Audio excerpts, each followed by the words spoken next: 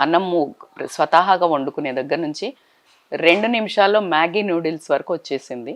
ఆ తర్వాత ఇడ్లీ, దోస ఇవన్నీ దగ్గర నుండి ఇడ్లీ, దోస మనం ఇంట్లో రుబ్బుకునే దగ్గర నుండి జస్ట్ 2 మినిట్స్, 5 మినిట్స్‌లో మొత్తం రుబ్బి పెడితే వండుకునే స్టేజ్ వరకు వచ్చింది. సో ఇవన్నీ అంటే ఎవరో ఒకళ్ళు రెడీ చేసి పెడితే మనం అది వండుకొని తినాలి. ఇది కాన్సెప్ట్ వచ్చింది. ఇంతకుముందు అమ్మ నా తాతలు, ముత్తాతలు, పెద్దమ్మలు, పిన్నులు వీళ్ళంతా చూసేవాళ్ళు ఏంటి సంబంధాలు.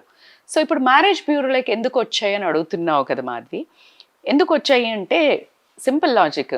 నీకే ఒకరికొకరు బంధాలు ఎక్కడున్నాయి? ఒకవేళ పుసుక్కున చూసిండ్రంటే ఇంతకుముందు పాతకాలంలో రాత మీ బిడ్డల్ని కన్నాం కానీ రాతాలు కన్నాలా అని ఊరుకునే రోజులు పోయినాయి. ఇంటికి వెళ్ళి నువ్వు కావాలని చేసినా నా బిడ్డకి ఇట్లా సంబంధం ఎట్లా చూస్తావని లొల్లులు పెట్టుకునేకి వచ్చినాయి.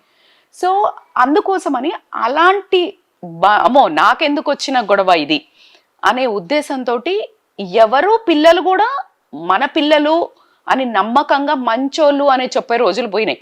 తల్లిదండ్రులకు కనిపించే మంచి వేరు, పద్ధతిగా ఉన్న వాళ్ళు కూడా పెళ్ళైన తెల్లారే భార్యను తాగుతూ కొట్టి విడాకులు ఇచ్చేసి అమెరికా నుంచి వెనక్కి పంపించిన వాళ్ళు ఉన్నారు. లేకపోతే ఇక్కడ కూడా అంటే వాళ్ళకు కూడా ఒక షాక్ ఇచ్చే అనుభవాలు. అంటే ఎప్పుడు కానీ మనిషి 2 నుంచి 3 ఫేసెస్ అయితే ఉంటాయి ఎవ్రీబడి. ఒక నార్మల్గా బంధాలలో కనిపించే మంచి కొడుకుంటాడు, బట్ మంచి భర్త అవుతున్నాడా లేదా అది డిఫరెంట్ కాన్సెప్ట్. మంచి భర్త కాకపోవచ్చు, మంచి తండ్రి అవ్వచ్చు, that's a different concept. So ఇట్లా మన న్యూక్లియర్ ఫ్యామిలీస్ అవ్వడము, ఎవరు ఇంకొకరి బాధ్యత తీసుకోవడానికి అసలు సొంతంగానే పిల్లల బాధ్యత తీసుకోకుండా, భర్త బాధ్యత, భార్య బాధ్యత తీసుకోకుండానే పారిపోయే రోజులలో ఇంకొకరికి సంబంధం చూసి మా టైం వేస్ట్ చేసుకోవద్దు, మళ్ళీ భయం కూడా. ఇలా ఉండటం వల్ల మ్యారేజ్ బ్యూరోలు వచ్చినాయి. ఎందుకంటే ఎవరి మీద లేదు, పైసలు తీసుకుంటుంది, చూపిస్తుంది. మనం టైం ఎందుకు వేస్ట్ చేసుకోవాలి, ఉత్తగా వాళ్ళకి ఎందుకు చెప్పాలి, ఇంకా మంచి సంబంధం ఉంటే కూడా చెప్పొద్దు ఎందుకంటే అప్పుడు వాళ్ళకి మంచి జరుగుతాయి.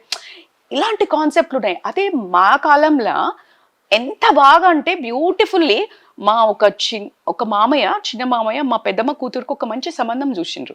You know she such a happy life, జీవితాంతం గుర్తుపెట్టుకుంటుంది. అదే ఇంకొక అక్కకి ఇంకొకళ్ళకి నార్మల్ సంబంధం చూసిండు, ఆయన చూసిండు, ఇది రాతనా కాదా? బట్ అప్పుడు ఏం అనుకోలే, ఎందుకంటే ఒకటి పాజిటివ్ ఉంది, అక్కడ నెగిటివ్ ఉంది. ఇప్పుడు అట్లా ఎవరు తీసుకోరు. సో కాబట్టి ఏదో ఒకటి అనేస్తారు, నువ్వు చూసినావు, నువ్వు చేయబట్టే నా బిడ్డ నాశనం అయిపోయింది, నా బిడ్డ జీవితం అయిందని. ఇది అమ్మనో నాన్ననో ఇద్దరు తిడతారు, ఎందుకు వచ్చిన ఈ గొడవ, వీళ్ళ రిలేషన్లని వదిలించుకోవటం వల్ల మ్యారేజ్ బ్యూరోస్ ఏందనంటే వాళ్ళు ట్రాన్సాక్షనల్, ఇగో గీడ ఇది ఉన్నది నేను చూపిస్తా. సో అక్కడ అవకాశం కూడా ఎక్కువ ఉంది, పెద్ద బుఫే లాగా దొరుకుతుంది.